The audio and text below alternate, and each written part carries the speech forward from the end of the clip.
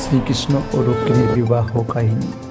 ভক্তজনেরা, আজ আমরা শুনব এক চিরন্তন প্রেম কাহিনী, শ্রীকৃষ্ণ ও রুক্মিণীর পবিত্র মিলন, যা শুধু এক রাজকন্যার স্বপ্ন নয়, এক ভক্ত হৃদয়ের ঈশ্বর প্রাপ্তির গল্প। বিদর্ভ রাজ্যের রাজা বিশ্বক ও রানী ছিলেন মহাপুণ্যবান।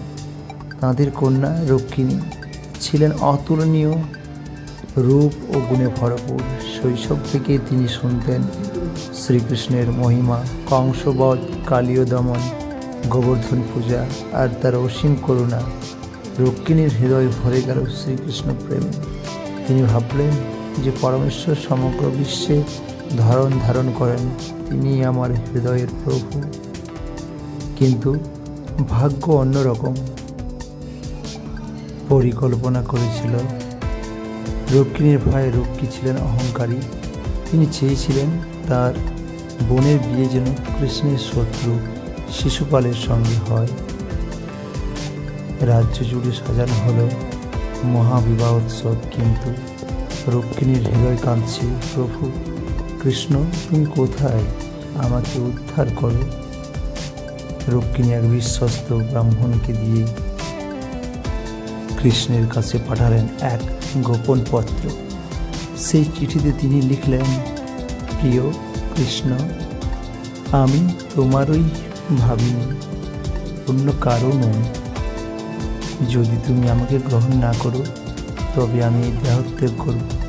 আমি জানি তুমি করুণা মূর্তি, তাই অনুরোধ করি আমার বিবাহের আগেই এসে আমাকে উদ্ধার করো। আমার হৃদয় তোমার পদপদ্মে নিবেদিত। চিঠি পড়ে কৃষ্ণের মুখে মৃদু হাসি, চোখে করুণা। তিনি সঙ্গে সঙ্গে রথ প্রস্তুত করলেন। দারুক রথচালক, রথে হনুমান চিহ্নিত পতাকা, আর কৃষ্ণ নিজে হাতে শঙ্খ, চক্র, গদা, পদ্ম। বলরামকে নিয়ে কৃষ্ণ ছুটলেন বিদর্ভের দিকে। রাজপ্রাসাদে তখন বিবাহের ঢাক বাজছে, আর রুক্মিণী মন্দিরে গিয়ে দেবী দুর্গার কাছে প্রার্থনা করছেন, হে জননী, কৃষ্ণ যেন আসেন। রুক্মিণী মন্দির থেকে বেরোতে চারদিক থেকে মানুষের চোখ। রাজকন্যা, বিবাহের সময় হয়েছে, কিন্তু দূরে দেখা গেল এক রথ ধুলি উড়িয়ে ছুটে আসছে। সবাই অবাক। কৃষ্ণ তিনি রুক্মিণীর হাত ধরে রথ তুললেন। রথ উড়ে চলল আকাশের পথে বজ্রের মতো। রুক্মিণীর মুখে তখন শুধু এক মৃদু হাসি ও চোখে জল। প্রভু, অবশেষে তোমার আশ্রয়ে এলাম। রুক্মী সেই সংবাদ শুনে ক্রুদ্ধ হয়ে যুদ্ধে বেরোলেন। তিনি কৃষ্ণকে ঘিরে আক্রমণ করলেন, কিন্তু কৃষ্ণের চক্রে পরাজিত হলেন। বলরাম বললেন, ভাই কৃষ্ণ, তার প্রাণ নিয়ে না। কৃষ্ণ শুধু রুক্মীর অহংকার কেটে দিলেন, তার প্রাণ রক্ষা করলেন। দ্বারকায় ফিরে কৃষ্ণ ও রুক্মিণীর বিবাহ হলো অপরূপ আড়ম্বরে।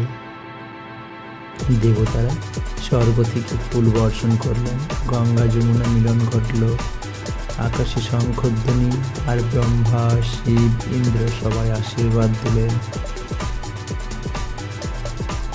এই মিলন হোক অনন্ত প্রেমের প্রতীক। সত্য ভক্তি কখনো বৃথা যায় না। রুক্মিণীর প্রেমে ছিল ঈশ্বর বিশ্বাস, তাই কৃষ্ণ নিজে তাকে উদ্ধার করলেন। ভগবান ভক্তের হৃদয় জানেন, কোথায় নয়, হৃদয়ের শ্রদ্ধাতে কৃষ্ণ সাড়া দেন। দেব প্রেম মানে আত্মসমর্পণ।